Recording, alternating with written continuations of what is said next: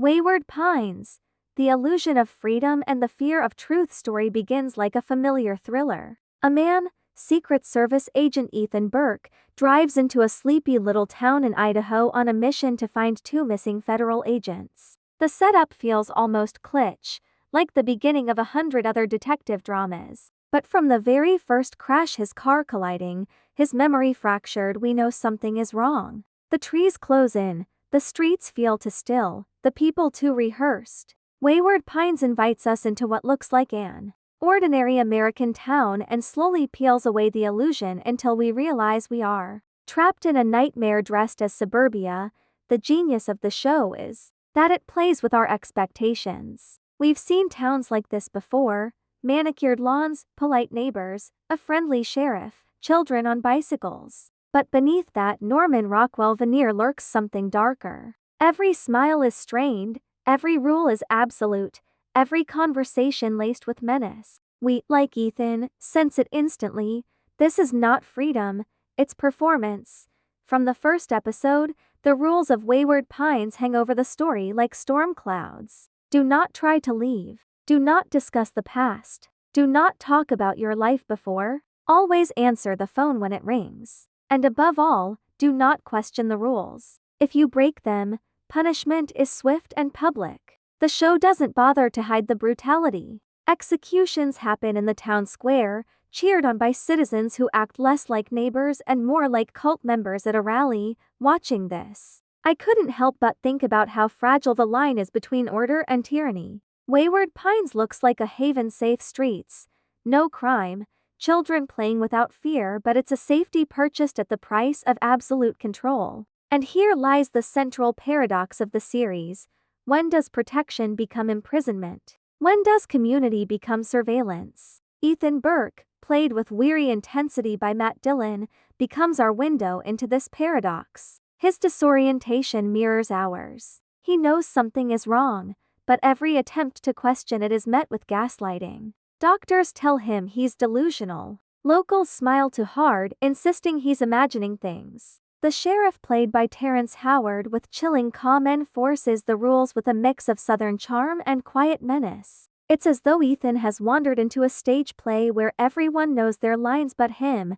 There's a scene early on where Ethan desperately tries to call his wife, Teresa, back home. The call doesn't go through. He asks for help, but the townspeople brush him off, as if the outside world no longer exists. Watching it, I felt the creeping claustrophobia of being trapped not just in a place, but in a narrative you don't understand. That's the brilliance of Wayward Pines. It's not just a mystery about where you are. It's a psychological prison built out of doubt and silence, and of course, silence is one of the town's strongest weapons. People whisper their fear but never speak it aloud. Some residents, like Beverly, the bartender Ethan befriends, reveal that they too feel trapped, that they too remember lives before Wayward Pines. But their resistance is crushed quickly, brutally, in a public reckoning. That word reckoning is so heavy, so biblical, it transforms murder into ritual. Watching the citizens cheer as Beverly is executed,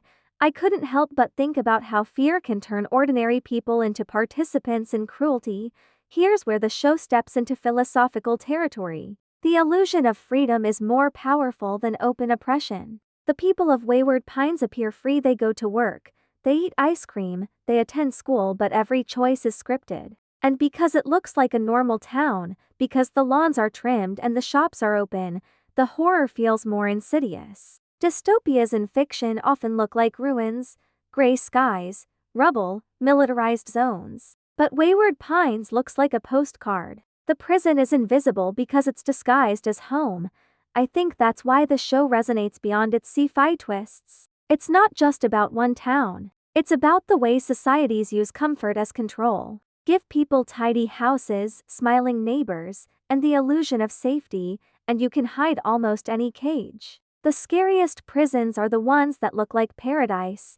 There's also a fascinating use of perspective in the storytelling. At first, we follow Ethan exclusively, experiencing his paranoia and confusion. But as the series expands, we see his wife Teresa and son Ben drawn into the town as well. Their arrival raises the stakes: not just survival, but family, loyalty, and legacy. How do you protect your loved ones in a world where every act of defiance could cost them their lives? Ethan is forced into impossible choices, and we watch as the lines between protector, rebel, and enforcer blur. What intrigued me most was the way the town indoctrinates its youth. The children of Wayward Pines are taught in school that this town is their sanctuary, the only safe place in the world. They are taught not to question, not to dream of the past. In one chilling scene, Ben sits in class as the teacher calmly explains the rules, weaving propaganda into the curriculum. The future of Wayward Pines is secured not by policing the adults, but by reshaping the minds of the children. And isn't that how control always sustains itself? By teaching the next generation that the cage is actually freedom, the show also forces us to confront our own complicity. As viewers, we want Ethan to resist, to fight, to escape. But part of us also understands why people comply. Because safety is seductive. Because questioning the system brings pain. Because rebellion often ends not in victory but in death. There's a grim honesty in that. Not everyone is a hero. Most people will cheer at the reckoning because it means they survive another day, and yet, there are cracks in the facade. Ethan, Teresa, and even some townspeople refuse to fully surrender. They whisper, they scheme, they risk everything for fragments of truth. That tension between illusion and awakening is the pulse of Wayward Pines. By the end of the first season's early episodes, we're no longer asking just, what is this town? We're asking, what does freedom mean in a world built on fear? And that question lingers long after the credits roll. If the first episodes of Wayward Pines establish paranoia, confusion, and the oppressive weight of rules, then the second movement of the story begins to peel back the curtain. We are no longer simply asking what is wrong with this town. We start asking the bigger question. Why does this town exist at all? That shift from mystery to revelation is where the show risks everything. Mystery is intoxicating, but revelations can collapse under their own weight if they disappoint. Wayward Pines, to its credit, doesn't give us a single twist. It gives us layers. And each layer forces us to confront uncomfortable truths about control, survival, and the human capacity for both cruelty and hope. The first major crack in the illusion comes when Ethan finally ventures beyond the electric fence. For episodes, the fence has loomed at the edge of the town, humming with menace. Do not cross it, the rules warn. It's both literal boundary and psychological barrier, a reminder that the town is both prison and sanctuary. When Ethan slips beyond it, we brace ourselves for escape. We want him to find highways, cities, the comforting sprawl of ordinary America. Instead, he finds monsters. The Abbies, short for aberrations, are one of the show's boldest and most divisive choices. These mutated, feral descendants of humanity are what the world has become after millennia of unchecked evolution. The Earth beyond Wayward Pines is not just dangerous, it is unrecognizable. Civilization has collapsed, and humanity as we know it is extinct, except for the tiny pocket preserved in this Idaho valley. I remember gasping when this revelation unfolded. Not because the monsters themselves were terrifying, they are, but because of what their existence implies. Wayward Pines is not just a dystopian experiment in social control. It is humanity's last arc. That revelation reframes everything. The oppressive rules, the public reckonings, the silence about the past, they aren't just sadistic exercises of power. They are survival strategies, however brutal. And suddenly, the question shifts again. Is tyranny justified if it saves the species? This is where the show starts asking its most unsettling questions. Dr. David Pilcher, the architect of Wayward Pines, emerges as both savior and dictator. A scientist with vision, wealth, and a messiah complex. Pilcher orchestrated the preservation of humanity by cryogenically freezing thousands of people and waking them centuries later when the world was no longer habitable. He created Wayward Pines as a sanctuary, a bubble of civilization amidst chaos. But in order to preserve order, he ruled with absolute control. No dissent. No memory of the past. No possibility of leaving. When Ethan confronts Pilcher, the scientist delivers his philosophy with chilling calm. Freedom is chaos. Order is survival. Which do you choose? It's an echo of every authoritarian argument in history. Better the iron fist than extinction, better control than collapse. And it's disturbingly persuasive. Because the Abbies are real, the threat is real, and the margin for error is zero. Pilcher's tyranny is not built on lies. It's built on a terrifying truth. I think this is why the show fascinates me. It doesn't give us a cartoon villain twirling a mustache. It gives us a leader whose logic is uncomfortably sound. And it forces us, alongside Ethan, to wrestle with impossible questions. Would I accept tyranny if it meant my child lived? Would I cheer at a reckoning if it meant my community survived? Meanwhile, Ethan's son Ben is drawn deeper into indoctrination. At school, the children are taught the truth of Wayward Pines, that humanity has been lost, that the town is the only hope, that questioning the system is betrayal. The indoctrination is chilling in its efficiency. Adults may rebel, but children absorb. They will grow into citizens who no longer see the cage as cage, but as home. Watching Ben's transformation is heartbreaking because it's so plausible. History tells us over and over, indoctrinate the young, and you secure the future. Ethan, however, cannot accept the trade-off. He rebels, quietly at first, then openly. His rebellion is not just against the rules, but against the philosophy that underpins them. He refuses to believe that survival requires cruelty. He refuses to believe that the labyrinth of suffering must be built out of walls and executions. His defiance is risky, reckless, even selfish at times. But it is also human. Because hope, however irrational, is also a survival mechanism. Teresa, Ethan's wife, adds another dimension. Unlike Ethan, she didn't come to Wayward Pines as an agent. She came as a spouse, bewildered and angry at her husband's secrecy. Her arc is one of reluctant adaptation. She struggles to reconcile the brutality of the town with the need to protect her son. Where Ethan pushes against the system, Teresa learns to maneuver within it. She is pragmatic where he is idealistic, cautious where he is reckless. Watching the two of them clash over survival strategies felt painfully real to me. Because in crises, families don't just fight the outside world, they fight each other over what survival even means.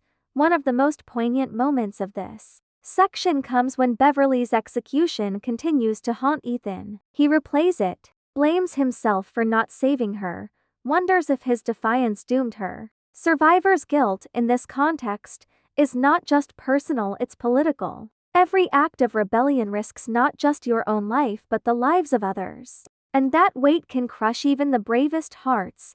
The tension between illusion and truth grows sharper as Ethan discovers that the townspeople live in curated ignorance. Most don't know about the Abbies. Most believe they are simply in a normal town, watched over by benevolent leaders. The truth that they are the last fragile remnant of humanity in a hostile world would break them. Pilcher insists that the illusion is necessary, that truth would unravel order, but Ethan believes otherwise. He insists that people deserve the truth, even if it shatters them. This is the philosophical crux of the show. What is kinder?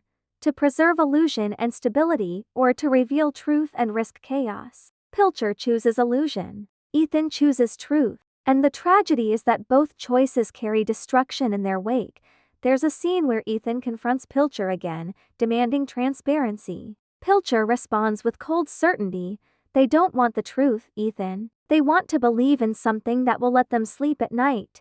That line echoes far beyond the show. Don't we all, in some way, prefer illusions? Don't we all tell ourselves stories that make life bearable? Pilcher simply institutionalizes that tendency, scaling it into a system. Wayward Pines is not just a town, it's a metaphor for the fictions we all cling to in order to feel safe. By the midpoint of the season, the tension has become unbearable. Ethan is caught between loyalty to his family, compassion for the townspeople, and defiance against Pilcher's authority. Every choice feels like betrayal. And yet, he keeps choosing. That's what makes him compelling. He's not flawless. He makes mistakes, loses trust, sacrifices relationships. But he refuses to surrender to despair. For me, this is where the show transcends its genre trappings. Yes, it's a sci-fi thriller with monsters and conspiracies. But beneath that, it's a meditation on freedom,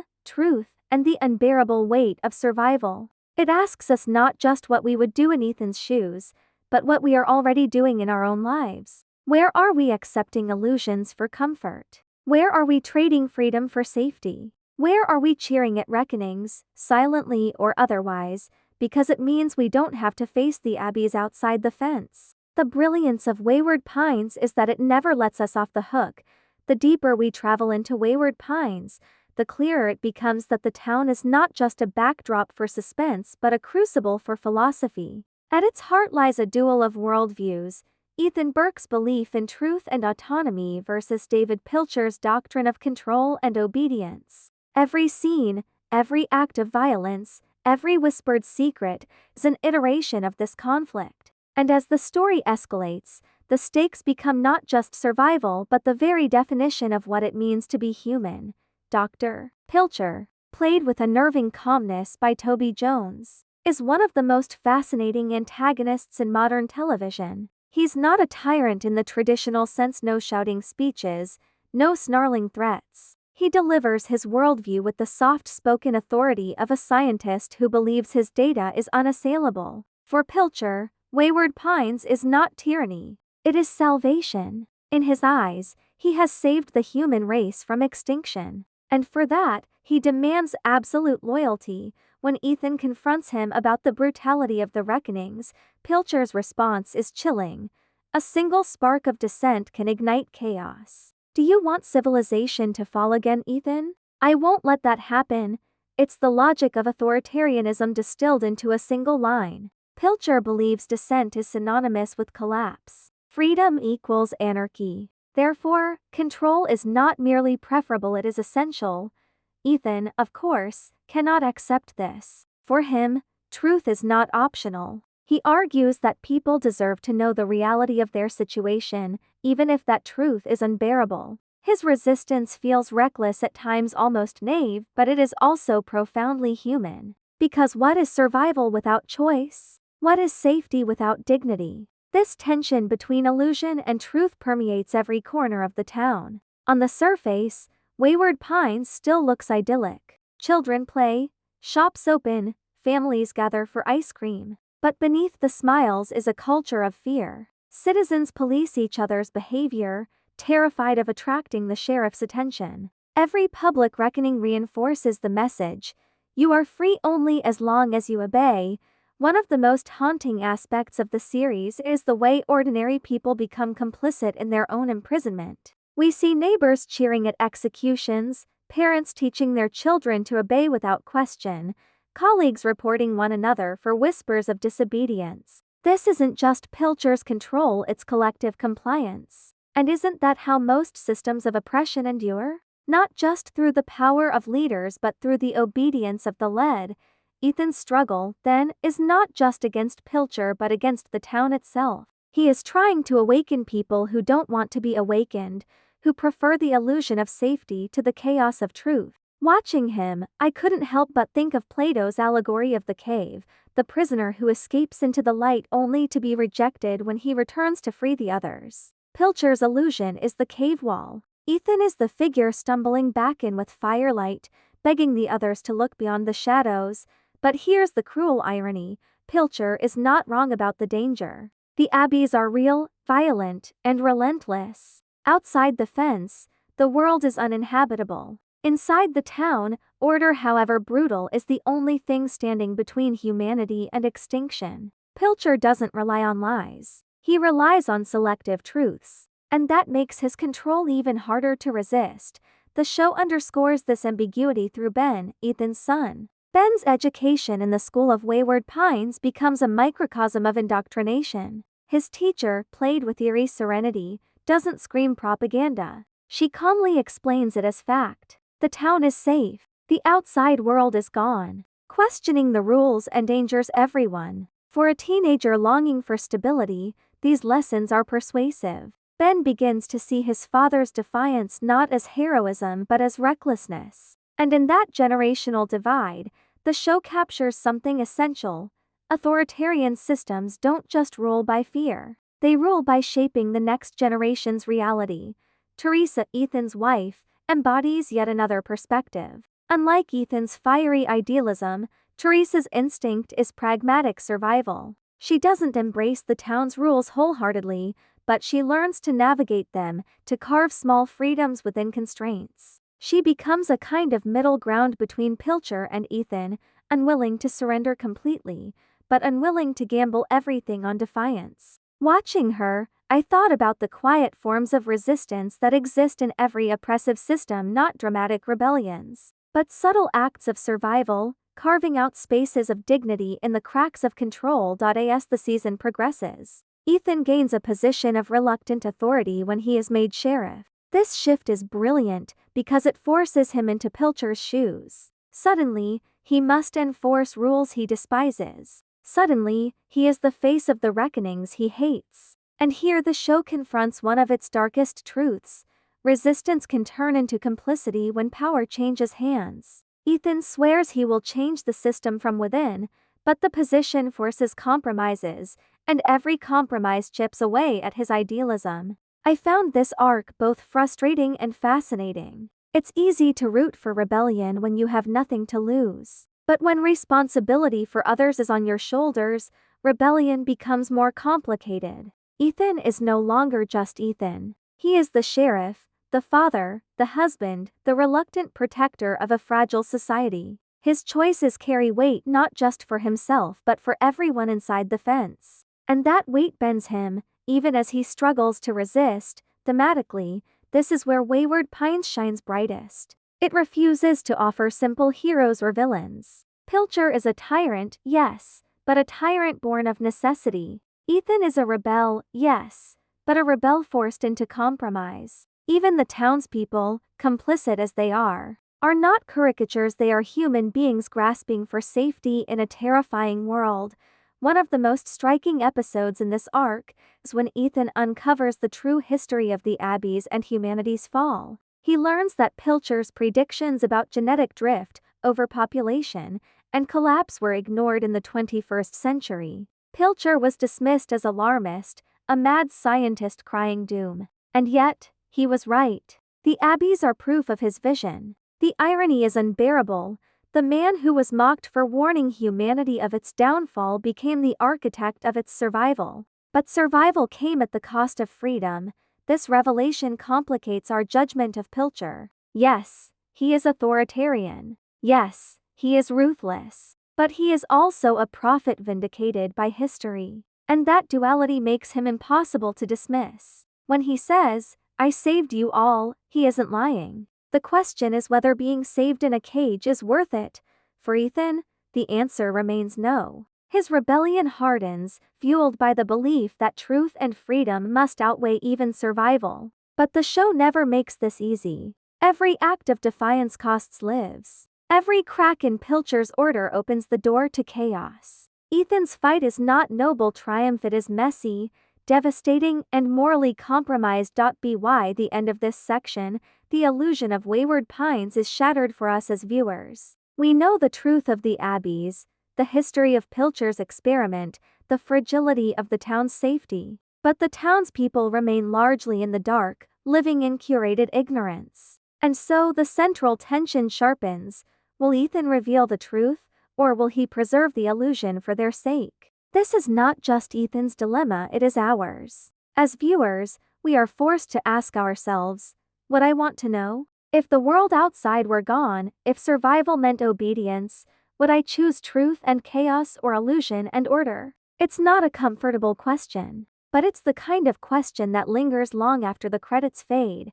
For me, that's why Wayward Pines is more than just a thriller. It's a thought experiment disguised as drama. It takes the old saying "the truth will set you free" and asks, what if freedom is impossible? What if truth only destroys the fragile shelter you have? What then? And as Ethan stares down Pilcher, as the Abbies roar outside the fence, as the town chants for reckonings in the square, we realize the answer is not simple. The labyrinth of Wayward Pines is not one you can escape by walking in a straight line. It is a maze of choices, each leading to survival for some and death for others. And in that maze, the line between hero and tyrant blurs until it is almost invisible. the longer we spend inside Wayward Pines, the clearer it becomes that the town's order is less a fortress than a fragile glass dome. On the surface, everything is stable, the rules are obeyed, reckonings are carried out, and Pilcher's voice echoes as if it were divine law. But beneath the surface, cracks begin to spread. Fear, it turns out, is a strong glue, but it is not permanent. Dr. David Pilcher's vision rests entirely onto pillars, secrecy and obedience. He controls the flow of information with surgical precision, deciding who knows the truth about the Abbies and who remains in curated ignorance. For most citizens, the outside world no longer exists. They believe they are simply living in a remote town with strict rules. That ignorance is their comfort blanket. It allows them to mow their lawns, attend school, and eat Sundays as if the world had not ended, but secrecy is volatile. Once a single drop of truth leaks out, it spreads like dye in water. Ethan's discovery of the Abbies outside the fence cannot be unseen. His questions, his defiance, and his role as sheriff become contagions in themselves. The illusion begins to wobble because Ethan refuses to perform the part Pilcher scripted for him. This is where the show takes a sharp turn. The reckoning of Beverly, the indoctrination of Ben, the surveillance of every phone call, all of it reveals Pilcher's system as brittle. It functions only as long as everyone consents to the illusion. The moment someone stops playing along, the illusion shatters. One of the most powerful scenes of this arc comes when Ethan stands before the townspeople and tells them the truth. He reveals the existence of the Abbies, the collapse of the outside world, the real reason they are trapped behind fences. For a moment, silence grips the square. You can see it in their faces: relief, terror, disbelief. The comfort of ignorance collapses in a single sentence. Pilcher's fury is immediate. For him, truth is poison. He believes that once people know, they will spiral into chaos, turn against each other, or lose the will to live. His philosophy rests on the assumption that humanity cannot handle reality. He insists that illusion is mercy. Ethan believes the opposite. Illusion is imprisonment. Their duel reaches its sharpest point here, not in fists or bullets, but in the question of whether people deserve to know their own condition.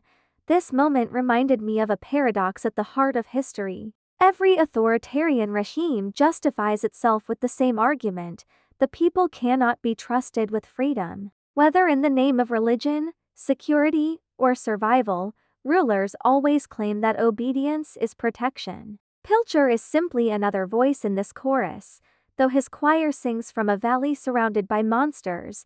What fascinates me is how the townspeople react. Some collapse into despair. Others cling more tightly to the rules, desperate for stability. A few rally behind Ethan, seeing in him a chance for dignity. This spectrum of reactions is achingly human, because when faced with unbearable truth, some of us fight, some of us freeze, and some of us surrender. Meanwhile, Pilcher's paranoia grows. He begins to see Ethan not as a single dissenter but as a contagion threatening his entire design. And paranoia is the beginning of downfall. Pilcher's need for control shifts from stern paternalism to desperate authoritarianism. He tightens surveillance, demands absolute loyalty, and lashes out at any hint of disobedience. It's as if the great scientist has become a frightened child, clutching his experiment as it crumbles in his hands. Ethan's own position as sheriff becomes more precarious. He is caught between enforcing Pilcher's rules and honoring his own conscience. Every decision he makes alienates someone: Pilcher, the townspeople, his own family. The badge that was meant to give him authority instead isolates him, a symbol of compromise rather than power. The irony is almost cruel. In trying to dismantle Pilcher's system, Ethan becomes one of its instruments. Ben's arc grows sharper in this section. His indoctrination at school collides with his father's rebellion, creating a rift between them. For Ben, the teacher's voices sound reasonable. The outside world is gone, the Abbies are deadly, obedience ensures survival. His father, with all his secrecy and defiance, looks reckless. Watching this divide unfold is heartbreaking because it reflects a timeless struggle between generations. The young, shaped by propaganda, clashing with parents who remember a freer past. It asks us a haunting question. What happens when your own child believes the cage is home? Teresa, too, becomes a vital counterpoint. She sees Ethan's idealism, admires it even, but she also sees the cost. Her pragmatism forces her to navigate the gray zones, to build a fragile semblance of safety for her family in a place that offers none. She represents the quiet resistance that doesn't look like rebellion, but is rebellion all the same, surviving without surrendering. Carving out humanity in the cracks of control, the system's fragility also reveals itself in the mechanics of the reckonings. Public executions are meant to cement order, to show the price of disobedience. But they also expose the brutality at the heart of Pilcher's design. Each reckoning chips away at the illusion that Wayward Pines is paradise. Each hanging or public spectacle reminds the citizens that their peace is built on blood. It's only a matter of time before the spectacle backfires. Fear can silence, but it can also provoke revolt. There is a scene where Ethan, forced to carry out a reckoning, hesitates. His refusal to comply fully, his visible disgust, sends ripples through the crowd. For the first time, people see not just the punishment but the man enacting it, and they see his doubt. Doubt is contagious. Pilcher's system depends not only on obedience but on the appearance of belief. When that appearance falters, the whole structure trembles. The Abbies themselves become a metaphor for the chaos Pilcher fears. They are the nightmare outside the walls, the other against which the town defines itself. And yet, the more we see of them, the more they complicate the narrative. They are not mindless beasts. They are predators, evolved for survival, dangerous but not demonic. In some ways, they are mirrors of humanity, creatures shaped by their environment, doing what they must to endure. This blurring of monster and mirror deepens the show's moral complexity. Who are the real aberrations? The creatures outside the fence, or the society inside it? By the midpoint of the season, the illusion of safety in Wayward Pines is collapsing. The fences hum, the Abbies circle, and inside, the citizens simmer with unrest. Pilcher tightens his grip, Ethan pushes harder against him, and the fragile dome trembles under the weight of truth. What makes this section so compelling is that the show refuses to give us easy answers. Is Pilcher wrong for preserving ignorance if it keeps people alive? Is Ethan right to reveal the truth, even if it risks collapse? Both positions carry ruin. Both positions carry hope. And that duality is what keeps us hooked.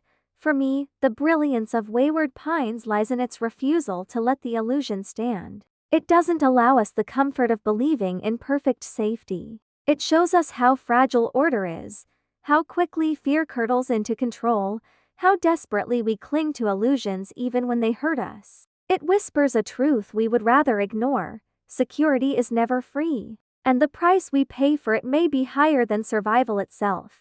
By the time we reach the middle of the Wayward Pines story, the tension is unbearable. The rules no longer feel like distant guidelines. They are iron bars closing in on everyone. Pilcher's grip is tightening, Ethan's defiance is sharpening, and the town itself is trembling under the weight of contradictions. What began as a mystery has evolved into a clash of ideologies, and the collision is inevitable. Ethan, now sheriff, embodies this conflict more than anyone else. The badge on his chest is both a shield and a chain. It gives him power, yes, but it also forces him into complicity. Pilcher chose Ethan not because he trusted him but because he wanted to control him. By making him sheriff, Pilcher believed he could bind Ethan to the system, force him to enforce the very rules he despises. But Pilcher underestimated Ethan's stubborn humanity. Instead of submission, Ethan uses his position to dig deeper, to pry open the cracks in the illusion. One of the most striking aspects of this phase of the story is how the townspeople begin to shift. They are no longer a faceless mass of obedient citizens. We see doubt flickering in their eyes, whispered conversations behind closed doors, hesitant glances during reckonings. The truth Ethan revealed about the Abbies lingers, gnawing at the edges of their compliance. They may not openly revolt yet, but the illusion of harmony is gone. And once illusion is gone, control becomes infinitely harder.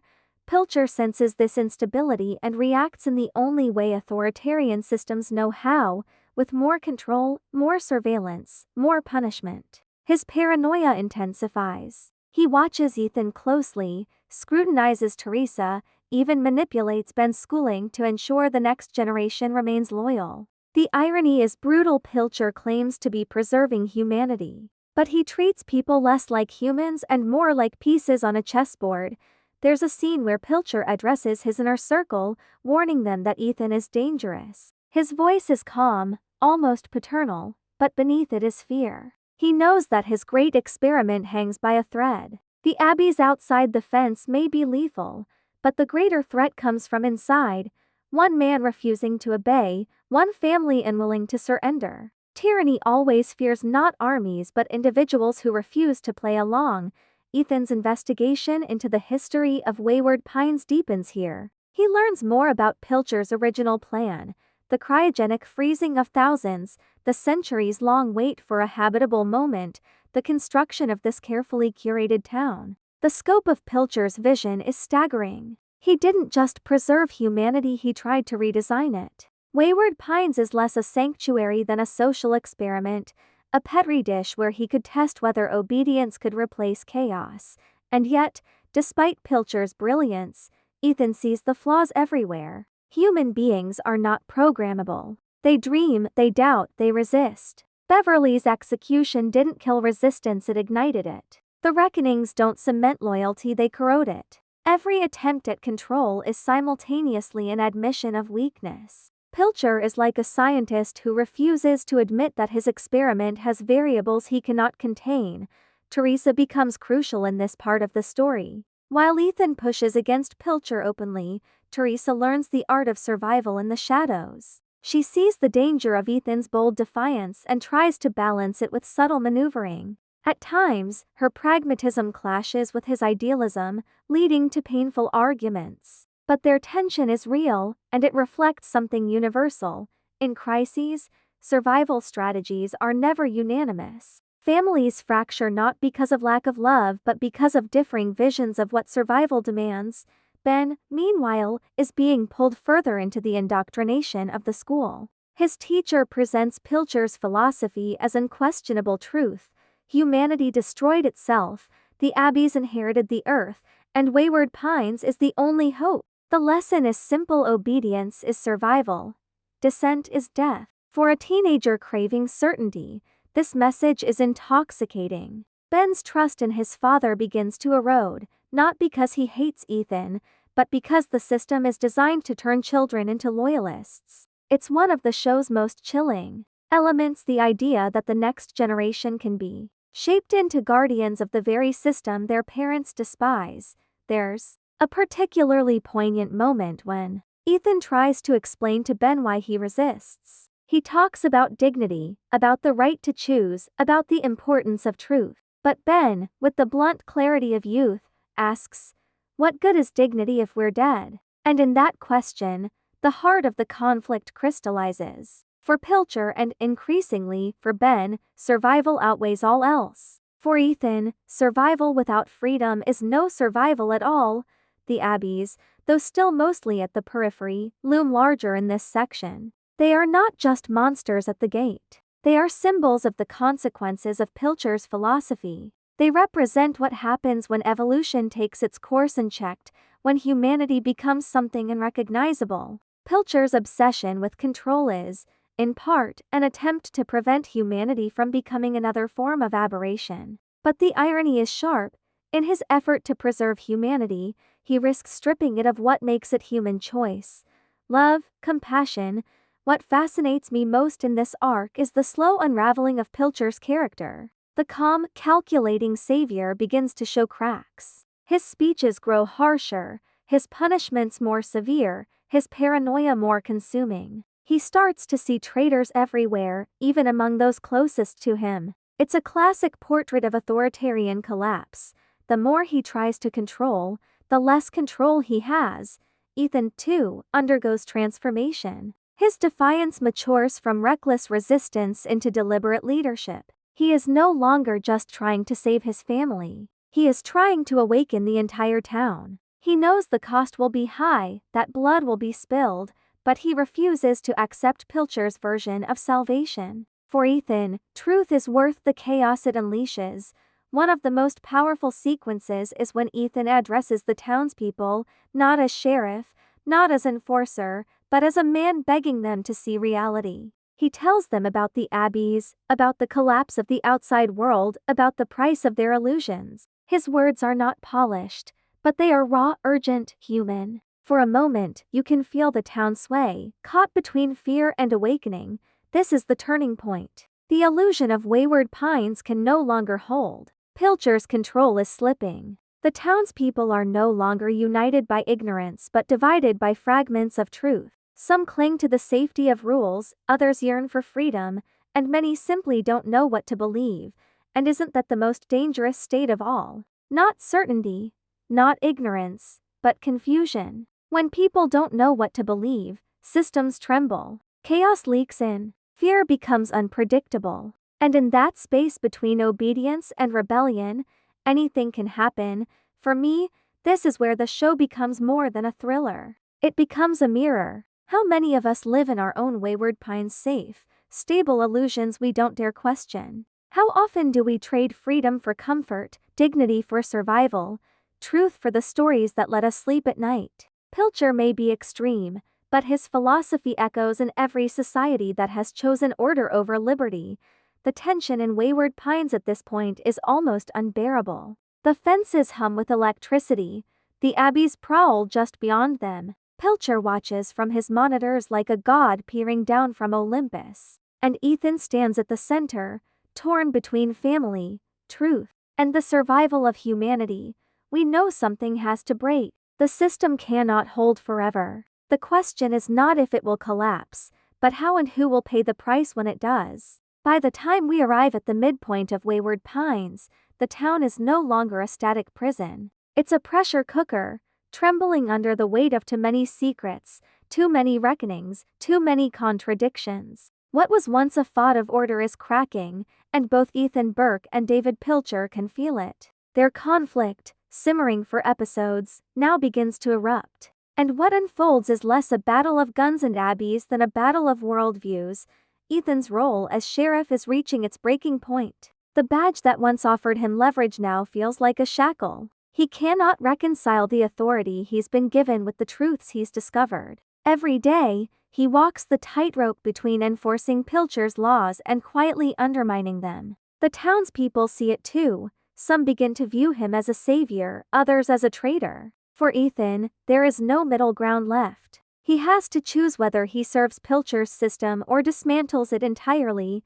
Pilcher, on the other hand, grows increasingly erratic. What once seemed like calm, scientific detachment now reveals itself as obsession. He paces in his control center, watching the town through endless screens, narrating its fate like a god peering at his creation. His speeches grow harsher, more apocalyptic. He doesn't merely want obedience, he demands worship. His vision of Wayward Pines has swollen from survival experiment into a doctrine, almost a religion. And like any prophet intoxicated by his own prophecy, he cannot bear dissent. One of the most telling moments comes when Pilcher warns his inner circle about Ethan.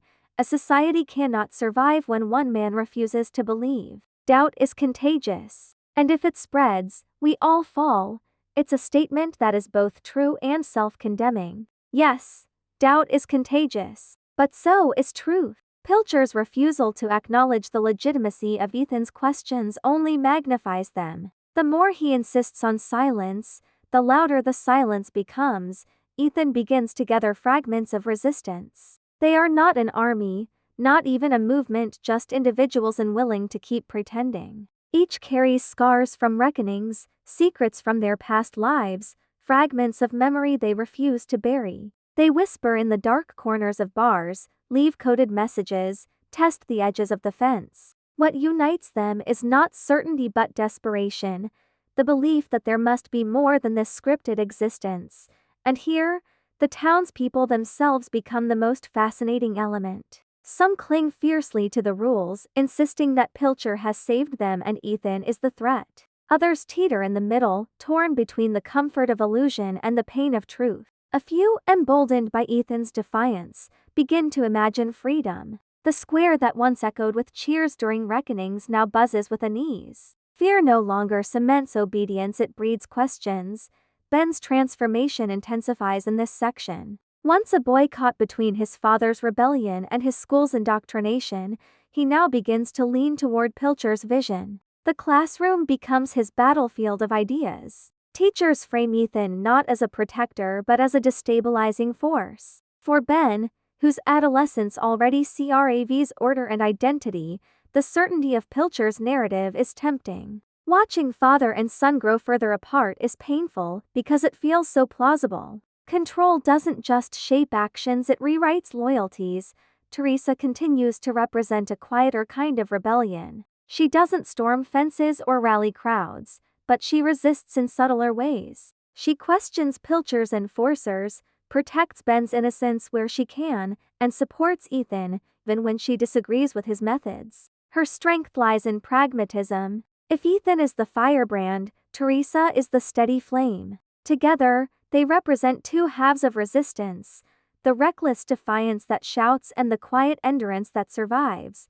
The Abbies, though still mostly outside the fence, are becoming harder to ignore. Their howls echo in the night, their claws scrape at the edges of the electric barriers, their shadows loom larger with every episode. They remind us that while Ethan and Pilcher wage their ideological war, a greater threat waits just beyond. Pilcher uses the Abbies as his justification, proof that his control is necessary. But the more we see of them, the more they complicate the story. They are not mindless monsters. They are evolved predators, efficient and terrifying. They remind us that survival is not abstract, it is visceral, violent, and unforgiving.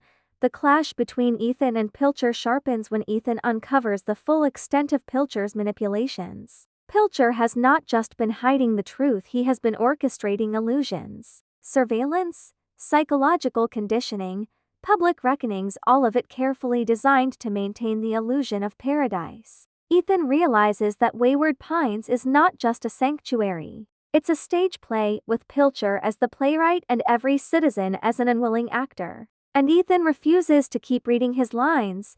The confrontation between them is electric. Ethan demands transparency, insists that people deserve to know the truth. Pilcher, with his usual calm, counters that truth will destroy them. Do you think they want to know, Ethan? That they want to wake up each morning facing extinction? They don't want freedom. They want sleep. I gave them dreams. The brilliance of this dialogue is its honesty. Pilcher isn't lying. Many people do prefer dreams to truth, illusion to chaos. His mistake is assuming that preference should be enforced, that dreams should be mandated. Ethan, meanwhile, clings to the ideal that truth, however painful, is better than illusion. Their conflict is not about facts, it's about philosophy. And philosophy, unlike monsters at the gate, cannot be killed with bullets. Ethan's decision to defy Pilcher openly marks the point of no return. He stops trying to balance his role as sheriff with his conscience. He stops pretending. His rebellion becomes public, his defiance visible. For Pilcher, this is the ultimate betrayal. The experiment in his eyes is collapsing. And like all architects faced with collapse, he decides that if he cannot preserve his creation, he will destroy it. Here the tension ratchets up to near unbearable levels. Pilcher begins to speak not like a scientist but like a zealot. He talks of cleansing, of purification, of letting Wayward Pines fall rather than see it tainted by dissent. His paranoia has transformed into fanaticism, and fanaticism, once ignited, is unstoppable. Ethan, meanwhile, steels himself for the inevitable confrontation. He knows Pilcher will not relent. He knows the town is about to fracture. And yet, he refuses to back down. His defiance may not guarantee survival, but it guarantees dignity. And for Ethan, dignity is worth dying for. By the end of this section, the stage is set. The fence hums with electricity. The Abbies prowl beyond. The townspeople whisper in confusion. Ben drifts further into Pilcher's orbit. Teresa steadies herself for the storm, and Ethan stands at the edge of open war with the man who calls himself savior. Wayward Pines is no longer an illusion of paradise. It is a battlefield, and as the conflict erupts, we are left with the most haunting question. What is more terrifying, the monsters outside the fence, or the man inside who claims to save us? The illusion of paradise has shattered. By this point in Wayward Pines, the tension between Ethan Burke and David Pilcher is no longer subtle, no longer hidden in whispers and half-truths. It's open, visible, and unstoppable. The town is a stage set aflame, and everyone's citizens, rebels, indoctrinated children. Even Pilcher himself must decide which side of the fire they stand on. What strikes me most about this stage of the story is the raw fragility of Pilcher's system. For all his speech is about stability, for all his meticulous control, his creation collapses not because of the Abbies but because of the very thing he feared most: doubt. Once Ethan revealed the truth, the silence Pilcher depended on was gone. And silence, once broken, cannot be stitched back together. Ethan, by now, has embraced his role as the town's reluctant revolutionary. He doesn't have an army, doesn't have a master plan. What he has is truth, and he wields it like a torch in a dark cave. Every conversation, every act of defiance is a spark, and sparks, in a town soaked with fear, can ignite faster than Pilcher ever imagined. One of the most chilling dynamics is the way Pilcher responds to this unraveling. His calm, paternal demeanor hardens into fanaticism. He no longer sees himself as a scientist preserving humanity. He sees himself as a prophet whose doctrine is being betrayed. And when prophets feel betrayed, they don't compromise, they punish. There's a line where Pilcher warns his closest confidants: civilization does not fall to enemies. It falls to traitors within. And I will not let Wayward Pines fall. It's a confession wrapped as a threat. Pilcher no longer fears the Abbies outside the fence. He fears Ethan, Teresa, and anyone who dares to whisper that his utopia is a prison. For him, dissent is more dangerous than monsters. And in that fear, he reveals the paradox of authoritarianism. It collapses not from external enemies but from its own inability to tolerate truth.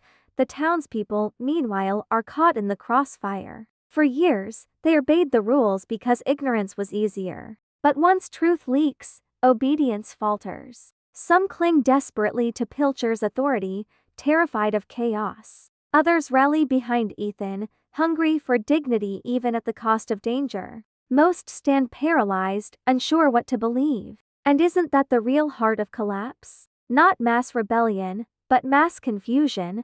Ben's arc grows more painful here. The boy who once looked up to his father now views him with suspicion, poisoned by the indoctrination of Pilcher's school. Ben doesn't hate Ethan. He simply cannot reconcile his father's defiance with the narrative drilled into him. Watching this rift widen is heartbreaking because it's so believable. Authoritarian systems survive not just by silencing dissenters but by turning families against each other. Ben becomes a symbol of the next generation. Pilcher hopes to control a future loyal not to truth, but to illusion.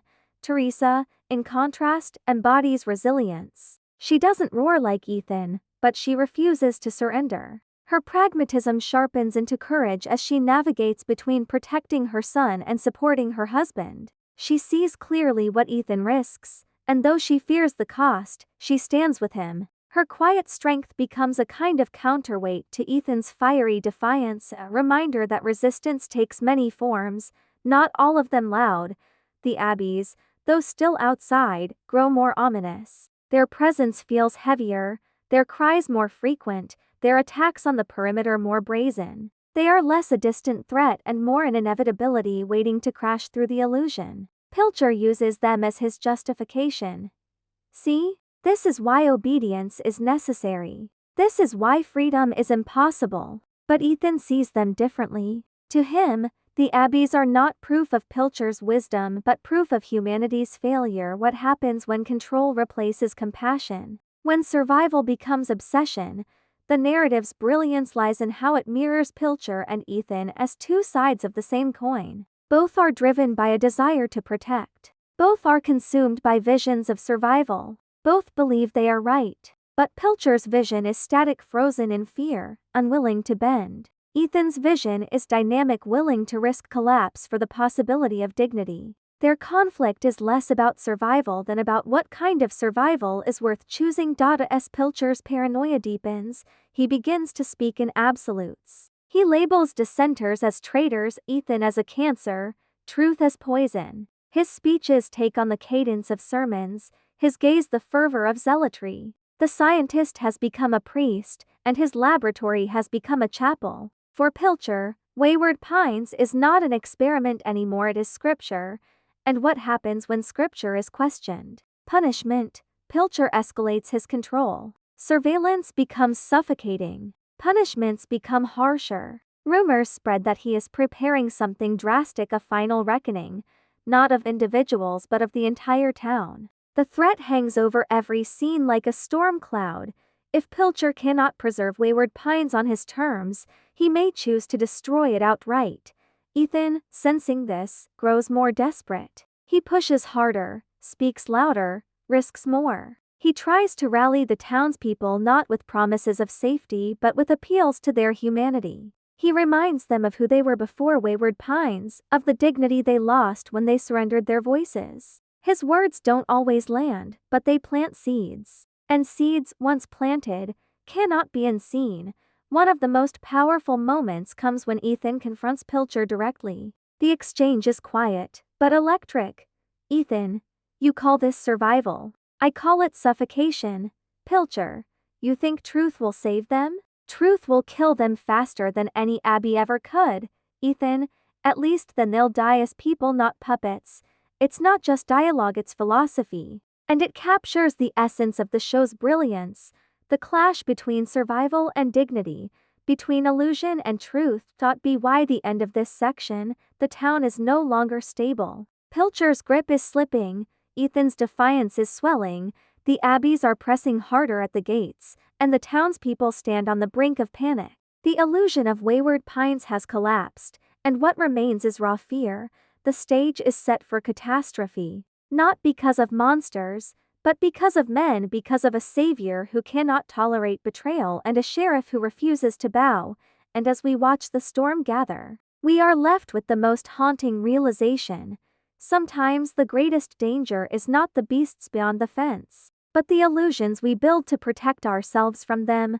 Collapse doesn't arrive in Wayward Pines with a whisper. It arrives with the thunder of paranoia, the roar of monsters, and the silence of illusions breaking all at once. For episodes, we've watched the town tremble under its contradictions, but now the contradictions burst wide open. David Pilcher's doctrine of control is unraveling. Ethan Burke's rebellion is gathering momentum. And the fragile dome that held humanity's last hope is about to shatter. The town itself becomes a portrait of chaos. Once, reckonings kept the people silent. Now, reckonings expose the cruelty of the system. Once, Pilcher's speeches reassured. Now they sound like threats. Once, the citizens accepted the rules without question. Now they whisper in corners, eyes darting, fear rising. The illusion of safety was always fragile, but now it is gone entirely. And without illusion, Pilcher's empire crumbles. Pilcher senses this collapse and responds with escalating desperation. What began as calm paternal authority has transformed into fire and brimstone fanaticism. He no longer speaks like a scientist but like a prophet betrayed by his flock. To his followers, he frames Ethan as the ultimate traitor, the man willing to destroy everything for the sake of dangerous ideals. Pilcher's paranoia consumes him. One voice of dissent can topple centuries of survival. One man can doom us all. If they will not obey, then they do not deserve to live. It's chilling not just because of the words but because of the conviction behind them. Pilcher genuinely believes he is humanity's savior, and saviors rarely forgive betrayal. Ethan, meanwhile, stands on the opposite edge of the storm. He has shed the last remnants of complicity. The sheriff's badge no longer binds him, it has become a tool he uses against the system. His rebellion is open now, his defiance public. He doesn't whisper in corners. He speaks in the square. He demands that people face the truth of their existence, that they reclaim their dignity, even if it costs them their lives. The conflict between these two men has always been ideological, but now it takes physical form. Pilcher commands the infrastructure, surveillance, electricity, the fences, the enforcers. Ethan commands something Pilcher cannot contain: belief. For the first time, the townspeople begin to rally not out of fear but out of choice. They look to Ethan not as sheriff, not as rebel, but as a man who dares to tell them the truth. And that shift from enforced silence to chosen defiance is the death knell of Pilcher's system. One of the most haunting scenes is when the Abbies breach the fence. For seasons, they have been shadows at the edge of the story, snarling beasts held at bay by Pilcher's technology. But technology, like illusions, is never perfect. When the fence fails, the Abbies flood in, and all at once the metaphor becomes reality. The monsters are no longer at the gate, they are inside. And in that moment, Pilcher's grand experiment collapses. It's telling that Pilcher doesn't respond by rallying the people to fight the Abbies. Instead, he blames Ethan. For him, the problem is not the monsters but the loss of obedience. The Abbies are manageable, but dissent is fatal. His fury at Ethan eclipses the real threat at the gates. And in this blindness, Pilcher reveals his downfall. Authoritarianism cannot survive without enemies, and so it clings to dissenters even as the true danger devours everything around it.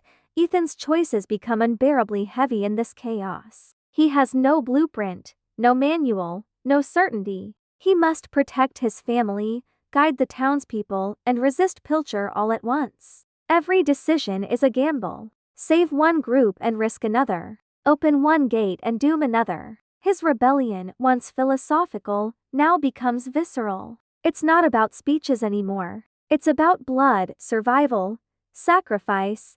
Teresa emerges here as a quiet pillar. Amid the storm of betrayal and monsters, she grounds Ethan with her pragmatism. She protects Ben, navigates the panic of the townspeople, and refuses to give in to despair. Her resistance is not dramatic, but it is essential. She embodies what the show insists again and again: rebellion isn't always loud. Sometimes it's simply refusing to surrender your humanity when everything around you turns to chaos. Ben's arc reaches a painful turning point as well. Indoctrinated to believe in Pilcher's doctrine, he now faces the collapse of that doctrine. The Abbies are real, the fences are failing, and Pilcher is unhinged. For Ben, the foundation of certainty he clung to crumbles in real time. His struggle is the struggle of every child raised in illusion. What do you do when the stories you trusted collapse before your eyes? His crisis of faith is personal, but it mirrors the collapse of the entire town. The Abbies, for their part, are not metaphors anymore, they are predators. They swarm through streets, tear through homes, force citizens into desperate flight. And yet, even here, the show complicates our perception. They are not evil. They are evolved. They are what humanity might have become if not preserved in cryogenic sleep. Their savagery is survival. In a strange, twisted way, they are the mirror of Pilcher's doctrine: live at any cost. What fascinates me is how Ethan faces both monsters at once, the Abbies outside and Pilcher inside. He cannot fight both. He must decide which enemy matters more. And his choice reveals the heart of the show. The Abbies may kill bodies, but Pilcher kills souls. For Ethan, it is better to face monsters of flesh than monsters of illusion. There's a devastating scene when Pilcher, cornered and furious, makes his final move. He shuts down the systems meant to protect the town: the power, the surveillance, the very fences meant to keep the Abbies out. If he cannot control Wayward Pines, then no one will. His doctrine curdles into nihilism: better destruction than disobedience. It's the ultimate expression of authoritarian collapse, when the leader would rather watch everything burn than admit he was wrong. Ethan, in contrast, chooses sacrifice. He throws himself into the chaos, not for glory, not for doctrine, but for the people around him. He makes impossible choices, loses allies, risks everything. His rebellion is not neat or noble, it is bloody, desperate, and tragic. But it is human. And that humanity, messy as it is, stands in stark contrast to Pilcher's cold fanaticism. By the end of this section, the town is in flames. The Abbies stalk the streets. Pilcher retreats into the bunker of his own delusion. The townspeople scatter in panic, and Ethan fights with every ounce of strength to save what he can. The experiment is collapsing, not because of external monsters, but because the illusion at its core could not hold, and as the smoke rises over Wayward Pines, we are left with the most haunting image. Survival bought at the price of obedience is no survival at all. The storm has broken. Wayward Pines is no longer the postcard-perfect prison we first entered. The streets are torn with panic, the fences lie in ruins, the Abbies have poured into the town, and Pilcher has retreated into the depths of his bunker, clutching his delusions like scripture. What remains is chaos, raw, unfiltered, terrifying. And in the middle of this chaos stands Ethan Burke. One man caught between the collapse of an ideology and the survival of a community. What fascinates me about this stage of the story is how the collapse reveals truth more clearly than any speech ever could. For episodes, Ethan insisted that Pilcher's system was unsustainable, that illusion could not hold forever. Now, as people run through the streets, hunted by Abbies, betrayed by the very leader who swore to save them, his warning is written in blood and fire. The illusion has not just cracked, it has exploded. Pilcher's descent is both tragic and inevitable. Once calm, calculating, and scientific, he now speaks with the fever of a zealot betrayed by his flock. In his bunker, he delivers sermons to his loyalists, insisting that he alone understands what survival requires. To him, the collapse of Wayward Pines is not his fault, it is proof of the townspeople's weakness. He frames Ethan not as a man seeking truth but as a Judas figure, a traitor who destroyed paradise. Pilcher's words echo with the paranoia of every authoritarian leader on the brink. They wanted freedom, and freedom has devoured them. They wanted truth, and truth has killed them. I gave them order. They chose chaos. The irony is unbearable. It wasn't freedom or truth that killed Wayward Pines, it was Pilcher's refusal to bend. His obsession with control blinded him to the fragility of his own creation. And when he could no longer control it, he chose destruction over humility. His doctrine curdled into nihilism.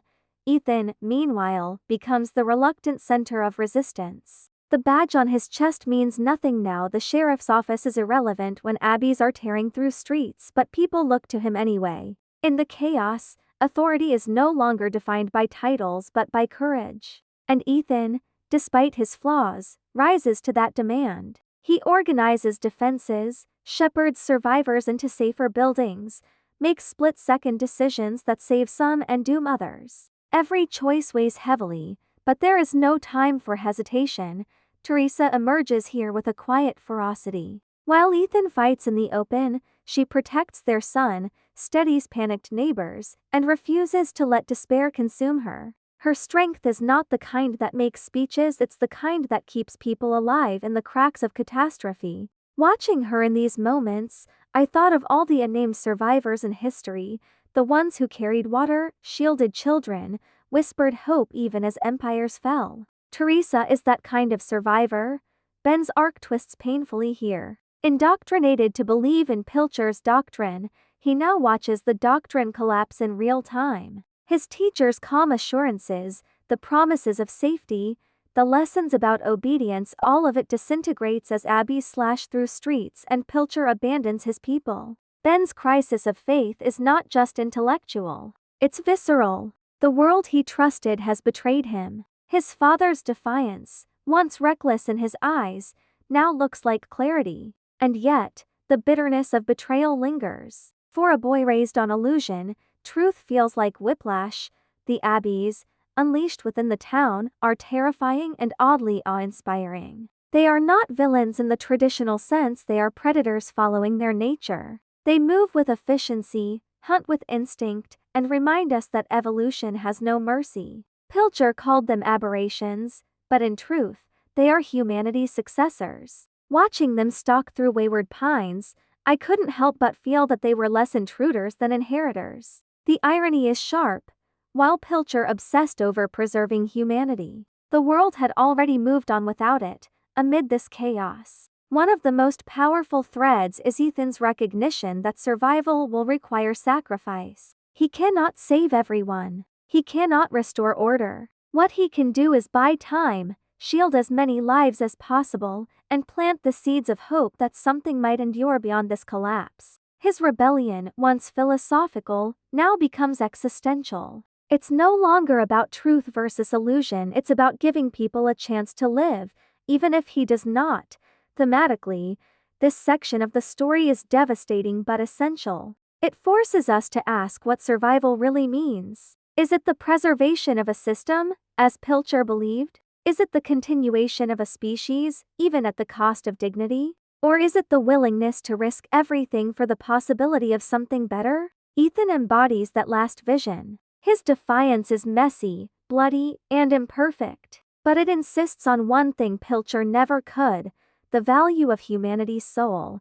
There's a moment that lingers with me when Ethan looks out over the town, sees the flames, hears the screams, and knows he cannot win. And yet, he doesn't collapse into despair. He doesn't retreat into doctrine or bunker. He fights anyway. That refusal to surrender, even in the face of inevitable loss, is what makes him heroic. Not that he saves everyone, but that he refuses to become Pilcher.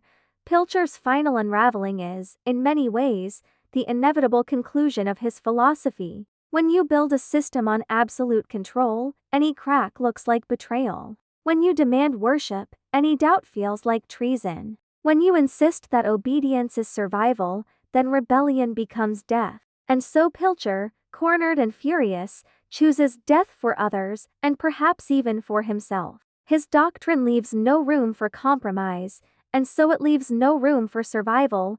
For the townspeople, the collapse is both tragedy and revelation. They see clearly now that their safety was always conditional, their peace always fragile, their obedience always demanded at the cost of truth. Some are broken by this realization, collapsing into despair. Others, surprisingly, find strength in it. For the first time, they choose not because they are told to, but because they must. And in that choice, fragile as it is, lies the possibility of something Pilcher could never understand: freedom, the Abbies, the chaos, the fire. All of it underscores the show's central paradox. Survival without humanity is not survival at all. Pilcher preserved bodies but killed souls. Ethan risked bodies but fought for souls. And in the wreckage of Wayward Pines, we are left to wrestle with that choice ourselves. By the end of this section, the town is unrecognizable. The fences are ruins, the streets soaked in blood, the citizens scattered. Pilcher has sealed himself in his bunker, snarling sermons to a dwindling group of loyalists. Ethan bleeds, fights, rallies, sacrifices. Teresa endures. Ben stares into the abyss of betrayal. And the Abbies, relentless and merciless, claim what was always theirs: the illusion is dead. The truth is unbearable. And yet, in that unbearable truth, there is something Pilcher could never give: the raw, painful dignity of choice. At last, the conflict in Wayward Pines reaches its inevitable climax. For episodes, tension has swelled like a storm cloud, gathering with every reckoning, every lie, every spark of defiance. Now the storm breaks in full. Pilcher's fragile empire collapses, the Abbies pour into the streets, and Ethan Burke must face the most agonizing choice of his life. This is not merely the end of a season. It is the unraveling of an entire philosophy. Pilcher's unraveling is almost Shakespearean. The scientist who once presented himself as calm, measured, and rational now rages like a prophet betrayed. In his bunker, he condemns the townspeople for their disobedience, insisting that Ethan has poisoned them with the narcotic of truth. He frames himself as both victim and God, savior and executioner. And like every tyrant who mistakes his control for destiny, he cannot bear the thought of losing it. His speeches in these final moments drip with fanaticism. I gave them order. I gave them life. And in return, they chose chaos. They don't deserve salvation. Let them drown in the world they so desperately wanted to see. It's terrifying precisely because he believes it. Pilcher is not cartoonishly evil, he is convinced of his righteousness. That conviction makes him lethal. And in his desperation, he commits the ultimate act of betrayal. He turns off the systems that protect the town, letting the Abbies flood in. If he cannot control Wayward Pines, he will destroy it. The image is unforgettable. Fences dead, power down, alarms silent, while in the distance the Abbies shriek like a rising tide. Pilcher sits in his bunker, satisfied not to save humanity but to punish it for its ingratitude. His experiment has failed, and so he chooses annihilation over humility.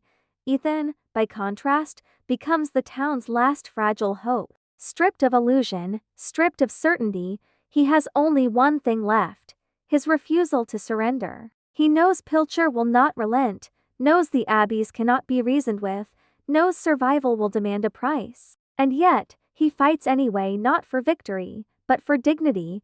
What strikes me most about Ethan in this climax is his transformation. He began the story as a man trapped by doubt about his marriage, about his career, about his own strength. He wandered into Wayward Pines like a man lost in his own labyrinth. But by the end, he becomes something more, not flawless, not invincible, but resolute. He embraces the burden Pilcher rejected, the burden of imperfection, of sacrifice, of choosing without certainty.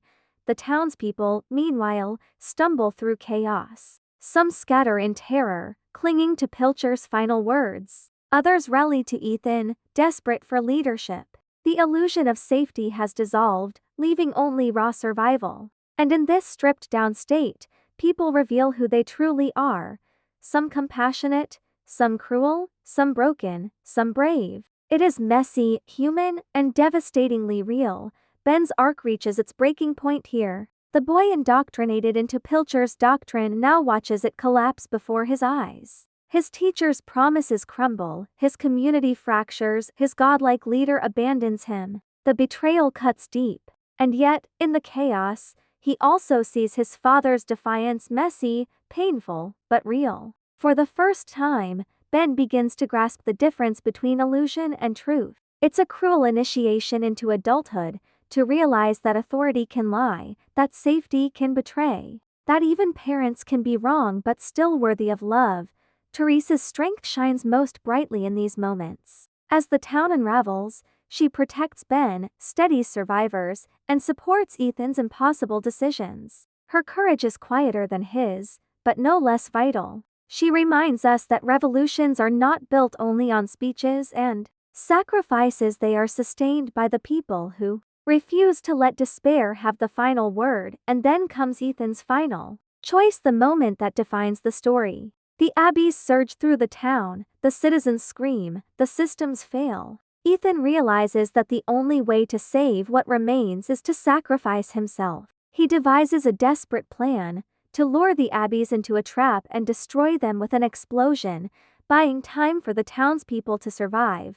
The plan is reckless, almost suicidal. But it is also the purest expression of Ethan's defiance. Pilcher would rather destroy humanity than admit fault. Ethan would rather destroy himself than surrender humanity's dignity. One man clings to control, the other embraces sacrifice. Their philosophies collide not in words but in the roar of fire and the silence that follows. The moment of Ethan's sacrifice is both heartbreaking and cathartic. He doesn't die in triumph, doesn't bask in glory. He dies in desperation, in chaos, in the knowledge that survival will outlast him, but not because of him. And yet, his death carries a resonance Pilcher's doctrine never could. He chose it freely. In a world built on forced obedience, Ethan's final act is the purest form of freedom. Pilcher, in his bunker, cannot comprehend this. He believes survival demands obedience, but Ethan shows survival can also demand love for family, for strangers, for humanity itself. That love is messy, reckless, and often fatal, but it is human. And in being human, it triumphs over Pilcher's sterile, suffocating vision. Thematically, this climax is devastating. It asks us to confront the cost of survival, the fragility of systems, and the unbearable weight of choice. Pilcher preserved humanity in body but killed it in spirit. Ethan sacrificed his body but preserved humanity's spirit. One chose illusion, the other chose truth. One demanded obedience, the other gave freedom. Both paid with their lives. By the end of this chapter, Wayward Pines lies in ruins. The Abbies retreat for now, the townspeople stagger through the wreckage, and Pilcher's grand experiment is exposed as brittle and broken. Ethan is gone, his sacrifice etched into the town's survival. Pilcher, too, is gone, consumed not by monsters, but by his own inability to bend, and we, the viewers, are left with the hardest truth of all. Survival is never clean. It is always messy, always costly, always built on choices that wound as much as they save. But within that mess lies dignity, the dignity Pilcher denied, and Ethan embraced.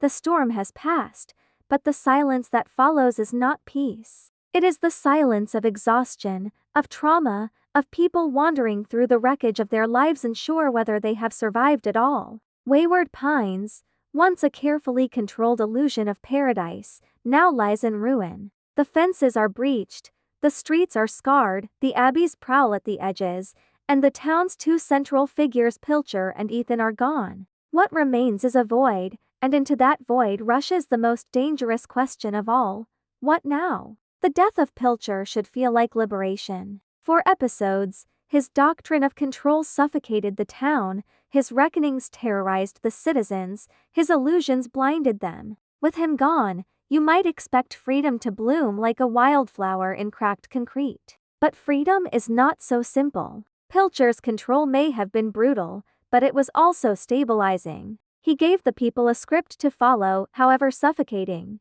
Now, with the script burned away, the citizens find themselves standing on an empty stage with no lines, no cues, no director. And in that silence, fear creeps back in.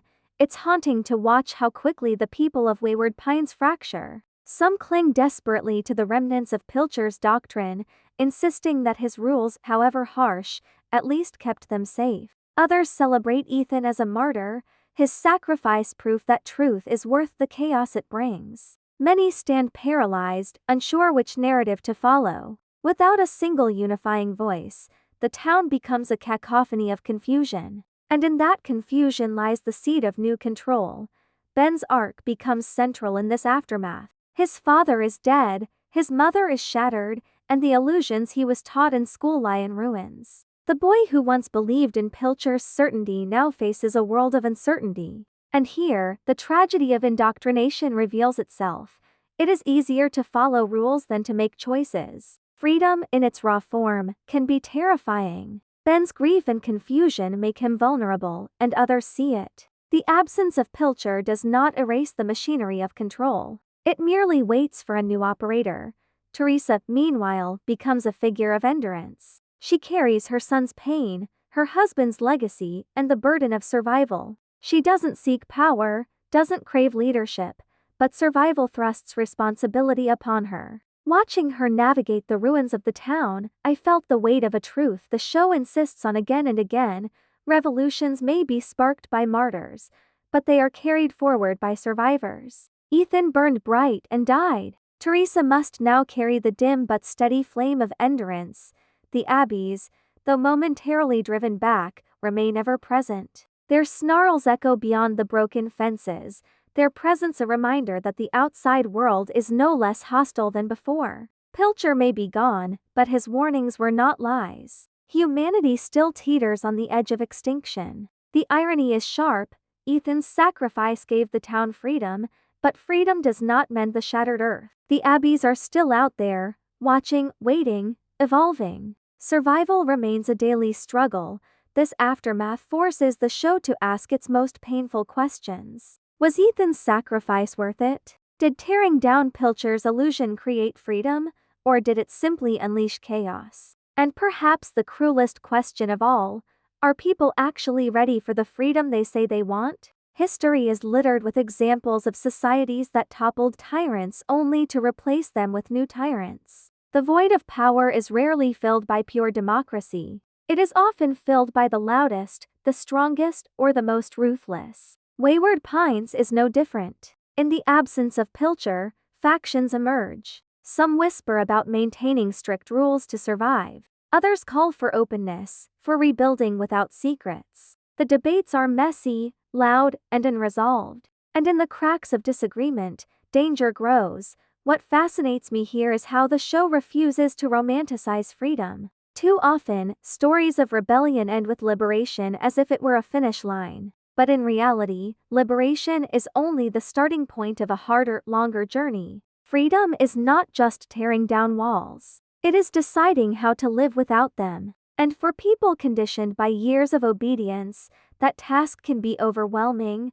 Ben's crisis of identity reflects this perfectly. He idolized Pilcher once, then clashed with Ethan's rebellion, and now finds himself torn between grief, confusion, and an aching need for direction. In his vulnerability lies both tragedy and potential. He could become a symbol of renewal, carrying Ethan's legacy forward. Or he could be twisted by those who crave control, becoming the next face of tyranny. The ambiguity of his arc is what makes it so powerful.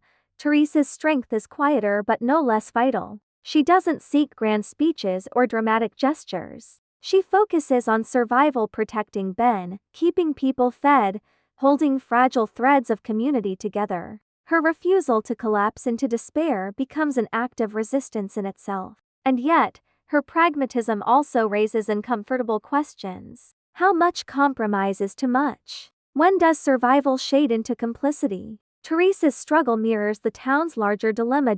In the ruins of Wayward Pines, the citizens discover that Pilcher was not entirely wrong. The outside world is still lethal, the Abbies still hungry, the margins of survival still razor thin. But Ethan's legacy reminds them of something Pilcher never believed: survival without humanity is hollow. Freedom, even messy, is worth more than obedience. The challenge is living that truth in practice.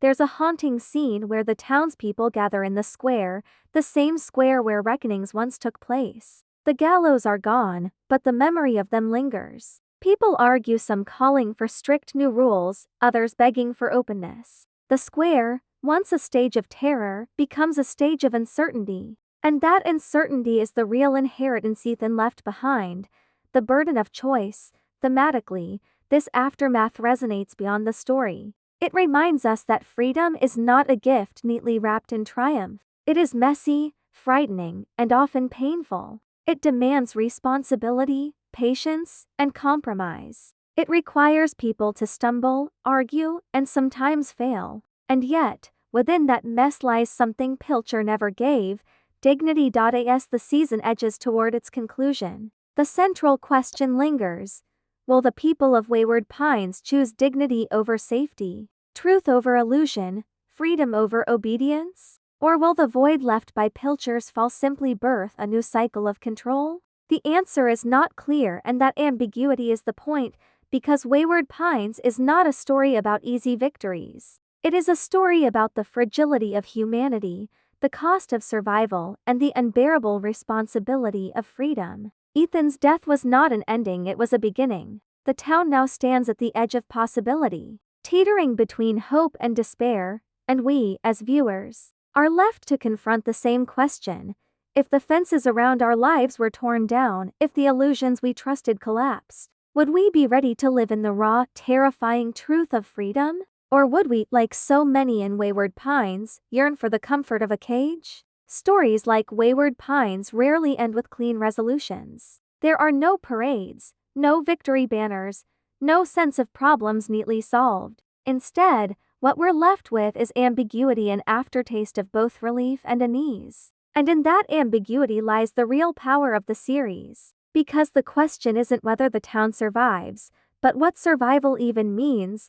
Ethan Burke's sacrifice becomes the axis of this final reflection. He died not because he was flawless, not because he found a perfect solution, but because he refused to surrender to Pilcher's suffocating vision. His death doesn't erase the Abbies, doesn't mend the fences, doesn't guarantee the town's safety. What it does is remind the people of Wayward Pines that choice still exists, that humanity is defined not only by survival but by dignity.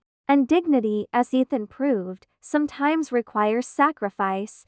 But the tragedy of Wayward Pines is that even this act of courage doesn't end the cycle. Pilcher may be gone, but the machinery he built, the fear, the indoctrination, the hunger for control lingers like smoke after a fire. Societies don't change overnight. The citizens still carry the scars of reckonings, the memory of silence, the reflex to obey. Ethan's death opens a door, but whether people step through it depends on more than one man's defiance. Ben's story embodies this perfectly. He is both victim and inheritor of Wayward Pines. Indoctrinated as a child, betrayed by Pilcher, scarred by his father's death, Ben now stands at the threshold of adulthood carrying the weight of all these contradictions. Will he carry forward Ethan's legacy of truth, or will he fall prey to the comfort of new illusions? The show refuses to answer, and in that refusal lies the realism of its narrative. The future of Wayward Pines isn't written, it's contested, fragile and uncertain. Teresa, too, reminds us of the quiet strength needed after revolutions. While Ethan's sacrifice is the spark, Teresa is the ember that continues to burn. She carries her grief, shields her son, and navigates the impossible balance between hope and survival. Her presence reminds us that freedom isn't won in a single act. It's preserved in countless small ones, feeding the hungry, comforting the grieving, whispering encouragement when despair grows too heavy. The Abbies, ever present, remain the most haunting metaphor of all. They are not villains in the traditional sense, they are simply the world that humanity left behind. They represent the cost of denial, the consequence of ignoring warnings, the result of trying to control what cannot be controlled. Pilcher called them aberrations, but the truth is harsher. They are evolution's answer to humanity's failure. Watching them linger at the edges of Wayward Pines, I couldn't help but think they are less monsters and more reminders. The fences may hold for a while, but the world beyond is always waiting. This is where the show reveals its deepest philosophy. Illusions are comforting, but they never last. Pilcher's illusion of paradise held for a time, but it shattered because illusions always do. Ethan's truth was messy, painful, and incomplete, but it was real. And reality, however harsh, is the only foundation that endures. I keep coming back to the idea of choice. Pilcher stripped people of choice in the name of survival. Ethan restored it, even though it led to chaos. And the citizens of Wayward Pines now face the hardest task of all, learning to live with that burden. Because freedom is heavy, it demands responsibility, tolerance of uncertainty, acceptance of fear. It asks us to walk through the labyrinth without a map, to choose even when no choice feels safe. Pilcher's illusion was easier, just obey. But Ethan's legacy is harder to decide. What makes Wayward Pines so unsettling is how familiar this dynamic feels. We may not live behind electrified fences, but we all live within illusions of safety. We trust systems, leaders, institutions, routines. We trade freedom for comfort in ways so small we barely notice. And when someone like Ethan pulls back the curtain, when the illusion wavers, we are forced to confront the terrifying question: are we ready for the truth? The show suggests that truth is never easy, but it is always necessary. Because illusions, however comforting, always collapse. And when they do, only dignity remains. There's something profoundly human about the way Wayward Pines refuses to let us rest. It doesn't end with a happy family walking into the sunset. It ends with grief, with questions, with the unsettling knowledge that survival is never guaranteed. And yet, in that very unease lies a kind of hope. Because unease means awareness. Awareness means choice. And choice, however frightening, is the essence of being human. Ethan's final act becomes less about one town and more about us, the viewers. It asks us, what illusions are we clinging to? What reckonings do we accept in silence because we prefer comfort to truth? What fences do we trust to protect us, even as they imprison us? And perhaps most hauntingly, would we have the courage to choose truth, even if it costs us safety? The answer, of course, isn't simple. None of us are purely Ethan or purely Pilcher. Most of us live somewhere in between, compromising, doubting, resisting in small ways while clinging to comfort in others. That's what makes Wayward Pines such a powerful story. It doesn't give us heroes and villains. It gives us mirrors. By the final moments, Wayward Pines is not saved, not destroyed, but suspended in possibility. The fences may hold or fail. The Abbies may retreat or return. The citizens may embrace freedom or beg for new control. What matters is that, for the first time, the choice is theirs. And that, perhaps, is the only true victory. For me, That's the lasting legacy of the show. It's not the monsters or the reckonings or the shocking twists. It's the reminder that survival without humanity is hollow, that illusions never hold, and that freedom, however terrifying, is worth the weight it carries. As the credits roll, I don't feel satisfied in the traditional sense. I feel unsettled, challenged, and strangely hopeful. Because Wayward Pines whispers a truth I cannot ignore: we are all trapped in labyrinths of fear and illusion. The question is not whether we can escape, but whether we have the courage to walk through them with our eyes open, and maybe that's the greatest illusion of all, that safety is ever permanent. Wayward Pines tears that illusion apart and leaves us with something harder, but also more beautiful: the dignity of facing the truth, even when it terrifies us.